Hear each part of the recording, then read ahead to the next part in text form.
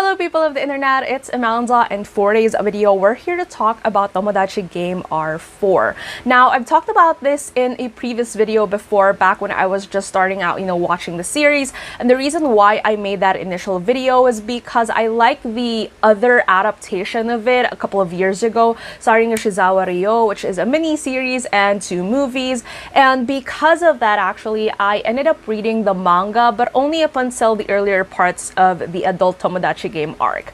So that one really left a huge impression on me, and this version really made me curious. Another thing that made me curious about it is because a couple of members from Bishonen and also HiHi Jets from Johnny's are the ones playing the big roles in this particular drama, and Koichi Fuma from Sexy Zone is also in this one because Sexy Zone sang the OST, or the main track for the OST of the drama. And so there's just a lot of things here. Like, it's a combination of a drama that I really liked back then, and also like Johnny's, which I'm currently into because of Kimpuri, and so all these other things, joined together, it made me really just want to watch the drama. So when it comes to the plot, Tomodachi Game is basically like this thing where, as the name suggests, it tests out friendship, but money is at the center of it all. It's like a survival game type of format. Nothing really, like if you've seen other things like As the God's Will or Alice in Borderland, like it follows that particular genre but less gory in a way, because it focuses more on harsh truths about, friendships and the importance of trust, and how willing is someone to go as far as, betraying their friends when it comes to money, and when trust and respect is betrayed. So all those different aspects, that's why it's very interesting. And the main character, Katagiri Yuichi, he has a dark past. He formed this friendship with like this group of people, but then they ended up participating in the game, and that's when his dark past and the influences of his dark past came out that is not his current friends are not aware of, and his sharp brain and almost like a demon-like instinct came out, just for him to be able to like survive through different levels and stuff. But again, at the very core, what the games are trying to test are the friendship up from the beginning to the end of the series, and just basically with the other participants of the game as well that they get to encounter throughout the storyline. So yeah. Now, I mentioned this in my initial video before, that if Yoshizawa Ryo's portrayal of Katagiri Yuichi definitely made the darker side of him a lot more glaring and stuff like that, I think Ryo was really good in terms of portraying those types of characters with this like unreadable mystery to them, that with his eyes, like there's just so much, but it's not giving away something, and that adds to like this crazy genius vibe that you have to, like, that Katagiri Yuichi's character stands for. Whereas for Ukisho's portrayal as Katagiri Yuichi, it's definitely more on the side of you believe that he's turned over a new leaf from his dark past, and this friendship that he has with like this group of people. Like, the nicer, kinder side of Yuichi is a lot more believable in terms of Ukisho's portrayal.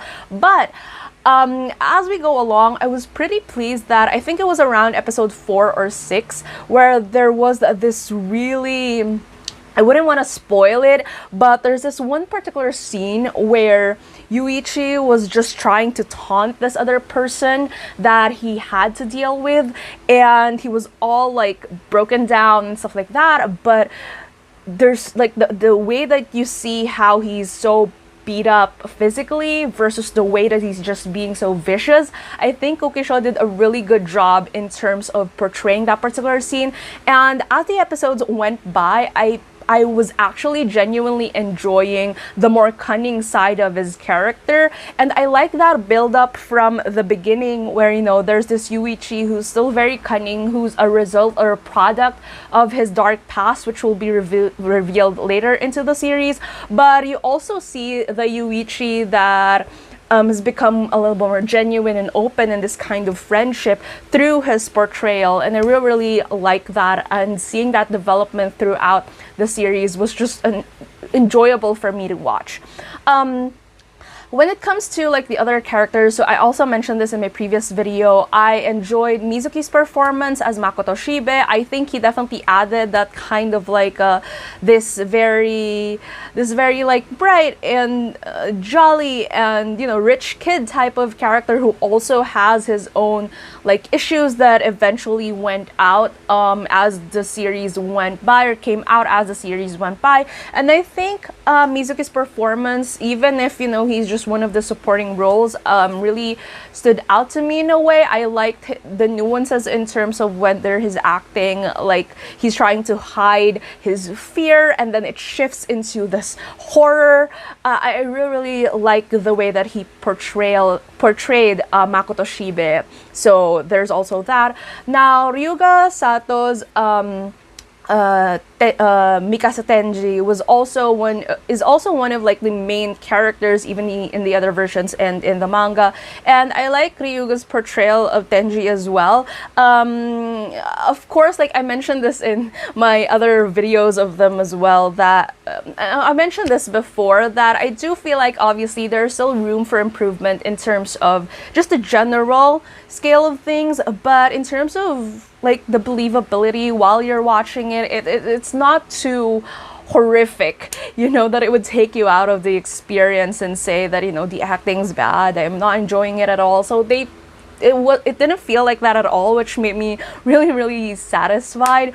But I have to say that the main highlights in terms of just seeing their dynamic on screen, especially given how crucial their characters are in the narrative, would be, again, Ukisho's katagiri yuichi, because he's the main character, he's the center of everything.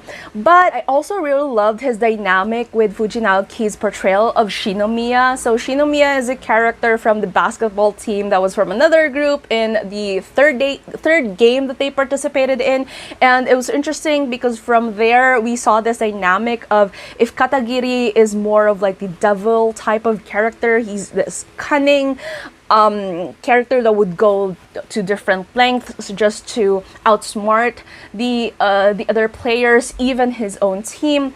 Shinomiya's character is the genius one, where he's a tactician, he plans things out. They have this nice mind game going on between the two of them, and I do feel like these two these two characters, they gave them justice in terms of portraying them up until the adult Tomodachi Game arc. Now, as I mentioned earlier, I've read the adult Tomodachi Game arc up until like the earlier parts of the chapters in the manga. It wasn't in the other movies, but for this one, they changed the dynamic a little bit. So that one, like in the manga, it was in a yacht. The setting was in a yacht, and obviously like the same things as well. Like they're not playing with like high schoolers anymore. It's adult Tomodachi game, so they have other players with other experiences, with a much broader sense of like deception and mistrust that they had to like deal with and navigate with through the narrative. I'm not particularly aware whether or not the games that were portrayed in the series is very similar to the manga, because again, as I mentioned, I've only like dabbled into the beginning of the adult Tomodachi Game arc when I was reading it. But while I mean the games itself, it's less like blood pumping and adrenaline rushing as compared to like the first couple of games. The Tomodachi Game is definitely a lot more, what do you call this, like compromises on emotions and mindsets and stuff like that. And again, it plays this huge landscape as to how different things are when it comes to reality or the real world. It plays a huge metaphor on that aspect, like the differences in terms of the tone and the vibe of the game. It's all about, you know, building building different relationships with people, and then having like their perception of you affect like how you're being, like how like your persona and how you're being perceived play off into your relationships with the other players. So it's definitely a lot. Like for me, the game itself, it's less exciting, but the implications of what the game is trying to say is definitely a lot more. It resonates a lot more, like especially if you're already an adult. But it's still very much exciting because, again, as I mentioned, I do think that Ukisho and Fujii's portrayal of Shinomiya and Katagiri played really well in terms of spicing things up in the entire game, and this like thing where it's like they're having this like mental battle. I don't know, but for me, that was really, really interesting. I like those types of character dynamics in not just for this particular drama, but in other dramas and movies. And so I feel like that's why I enjoyed it a lot. And I wouldn't want to like spoil the other details, but I have to say that, again, in terms of acting, especially for the supporting characters, there's definitely a lot of room for improvement, obviously. But when it comes to like the characters that are playing the crucial parts in the narrative, I think they did a really good job in terms of carrying the series into something that's their own, and is completely separate from, you know, the other version. I'm saying this from the perspective of someone who's been a fan of that particular previous version. And I actually genuinely enjoyed this one. If you're looking for something, like if you're looking to compare it to the other version and you have that mindset going into it watching this, I do feel like it's gonna really taint your experience, because definitely you're going to start comparing, especially for the characters of Katagiri Yuichi. But if you come into this and you want to re-experience the story of Tomodachi Game, and you would leave like your expectations of it like of out the door, and you just watch it as it is, and you accept these characters as something new and fresh, I do feel like you'll definitely find the performances and even just the way that they weaved everything together pretty enjoyable. And if you like these types of dramas as well, like within this certain genre where it's all about mind games, and there's also a lot of like repercussions, all or nothing type of like consequences and stuff like that, I do feel like it's something that you'll definitely enjoy. And that's all I have to say about it. So yeah, comment down in comments below, are you planning to see this one? Have you seen the other versions? Are you a fan of like the manga? What are your other thoughts? Like, just let's talk it out in the comments as we usually do. If you like this video, please give it a thumbs up. If you're new to my channel and you would want to hear more from me, please subscribe. Thank you so much for watching this video, and I hope to see you again soon in a new one.